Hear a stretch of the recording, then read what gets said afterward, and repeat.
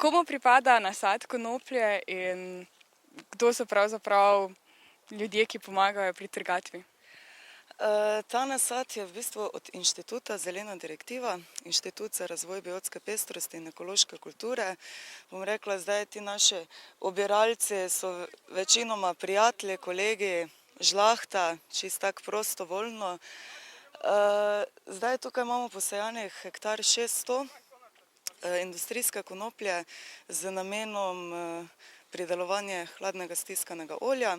Se konoplja tudi kaj bolj obdrži, če jo ročno obirate ali ne? Večji izkoristek, vsekakor, v sosednji Avstriji, Nemčiji že imajo določene stroje, kombajne razvijajo, ampak dejstvo je, nikoli ni taki izkoristek kot ročno, tudi zdaj že sami vidimo, raste zelo neenakomerno, manjše, večje rasti, tako da ročno je dejansko največji izkoristek, ni zdaj neko težavno delo, da bi mogel, ne vem kaj, pač prijetno s koristnim.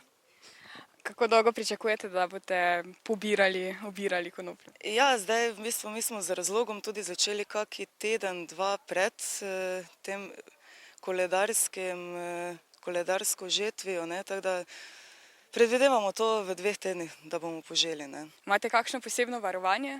Zdaj ne več, sicer je bilo pred letom 2004, pred vstopom v EU, potrebno imeti pač ograje, ampak čisto tako se je tudi praktično ugotovilo, strošek seveda abnormalen, se enostavno ne splača zdaj ograje, hektar okrog njive, je pa tako, tista ograja še je bolj privlačila tiste nepridiprave, recimo, ker so res posumili, zdaj pa je to nekaj zadaj.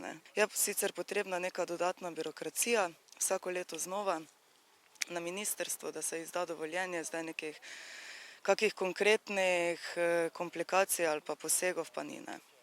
Od kod pa sadike? V bistvu je seme iz Francije. Kakšna pa je prihodnost konoplje, glede na to, da je res zelo vsestranska? Ja, zdaj v Sloveniji je tako, zaenkrat se konoplja oziroma industrijska konoplja uporablja zgolj v prehrambene namene, zdaj nimamo razvite niti industrije, niti nič, ampak konoplja kot taka cela je alternativa nafti. Od gradbenega materiala do prehrane, do medicine, konec koncev, do avtomobilizma, konec koncev tudi biodizla, v bistvu roža je samo rasla, zraste v 3 mesecih, tako da jo lahko celo sadimo v 2 posevkih letno, in čisto tako, informativno, hektar konoplje se lahko primerja s hektarjem gozda, konkretno.